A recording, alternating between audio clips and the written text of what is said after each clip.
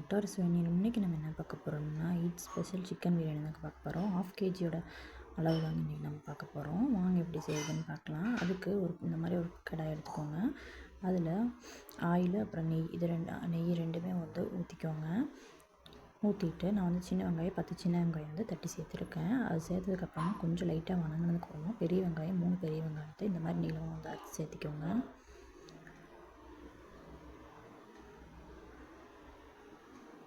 அரிசி சேர்த்திட்டு இது வந்து நல்லா வந்து வணங்க விடுங்க. இந்த அளவுக்கு வந்து நல்லா வணங்கணும். எந்த அளவுக்கு வணங்குதோ அந்த அளவுக்கு வந்து நல்லா டேஸ்ட்டாக இருக்கும். இந்த அளவுக்கு வந்து நல்லா வணங்கணும். இப்போது 3 தக்காளி வந்து அரைச்சி சேர்த்திக்கலாம். நான் வந்து அரைச்சி சேர்த்தா இன்னும் டேஸ்ட் வந்து நல்லாயிருக்கும். அதனால் நான் அரைச்சி வந்து சேர்த்திருக்கேன். நீங்களும் அரைச்சி வந்து சேர்த்து செஞ்சு பாருங்கள், ரொம்பவே சூப்பராக இருக்கும்.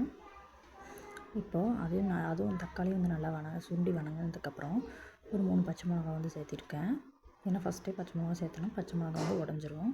அதனால் 3 பச்சை மிளகா இந்த ஸ்டேஜில் நீங்கள் சேர்த்திங்கன்னா பச்சை மிளகா வந்து உடையாது.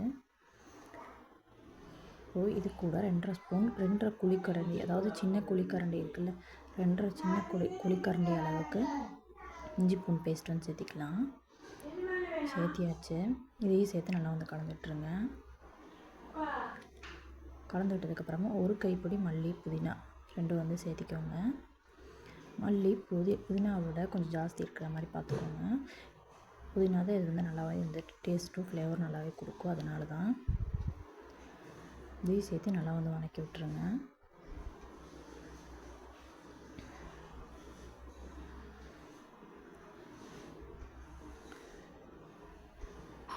இந்த அளவுக்கு எல்லாமே வந்து நல்லா வதங்கி வரணும்.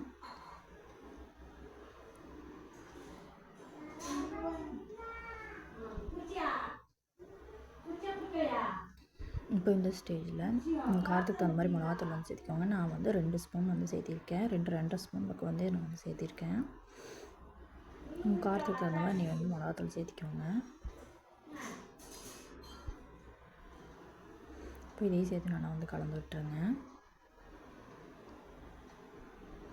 இப்போது மிளகாத்தூள்லாம் வந்து நல்லா கலந்ததுக்கப்புறமா கறி எடுத்து வச்சுருக்க சிக்கனை அதையும் வந்து சேர்த்திக்கலாம்.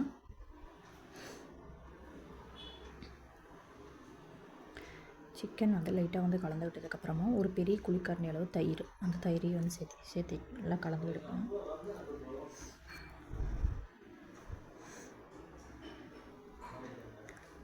இப்போது இந்த ஒரு மசாலா தாங்க மெயினானது. பட்டை, கிராம்பு, ஏலக்காய் இது வந்து அரைச்சி அது கூட லெமன் கலக்கி, இது கூட ஒரு 1/2 லெமன் கலக்கி இது வந்து சேர்த்திக்கலாம்.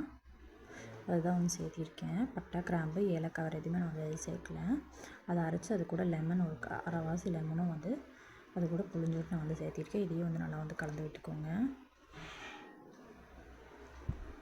இப்போது கறி வந்து நல்லா மூடி போட்டு சிம்மில் வச்சு வேக வச்சுக்கோங்க. கறி வந்து இந்தளவுக்கு நல்லா வெந்து வரணும். கறி நல்லா வெந்ததுக்கப்புறமா அரிசிக்கு 1 கிளாஸ் அரிசிக்கு 1.5 டம்ளர் வந்து தண்ணி ஊற்றிக்கோங்க. தண்ணி ஊற்றி நல்லா வந்து தண்ணி கொதித்ததுமே அரிசி போட்டு ரொம்பவே வந்து சிம்மில் வச்சு வேக விடுங்க. லைட்டாக இந்த அளவுக்கு தண்ணி இருந்தாலே போதும். தண்ணி இருக்கும்போது அடியில் தோசைக்கல் வச்சு மேலே ஏதாவது வெயிட் போட்டு தம் போட்டுருங்க. கொஞ்சம் நேரம் கழிஞ்சு பார்த்திங்கன்னா தண்ணி எல்லாமே வந்து நல்லாவே வற்றிருக்கும். பார்த்திங்கன்னா நல்லாவே வந்து தண்ணி வந்து வற்றிட்டு வந்துடுச்சு. இடையில கொஞ்சம் நெய்யும் வந்து ஊற்றிக்கோங்க. ஊற்றி நல்லாவே வந்து கிண்டி விடுங்க. அடியிலேருந்து அதனால் வந்து கிண்டி விடணும், இல்லைனா அடி பிடிச்சிரும். இந்த மாதிரி நீங்களும் ட்ரை பண்ணி பார்த்துட்டு எப்படி இருந்துச்சுன்னு சொல்லுங்கள். இந்த மாதிரி உதிரியாக நீங்களும் வந்து செஞ்சு பாருங்கள். ரொம்பவே சூப்பராக இருந்துச்சு. நம்ம சேனல் ஃபஸ்ட் டைம் பார்க்குறீங்கன்னா மறக்காமல் சப்ஸ்கிரைப் பண்ணிக்கோங்க. தேங்க்ஸ் ஃபார் வாட்சிங்.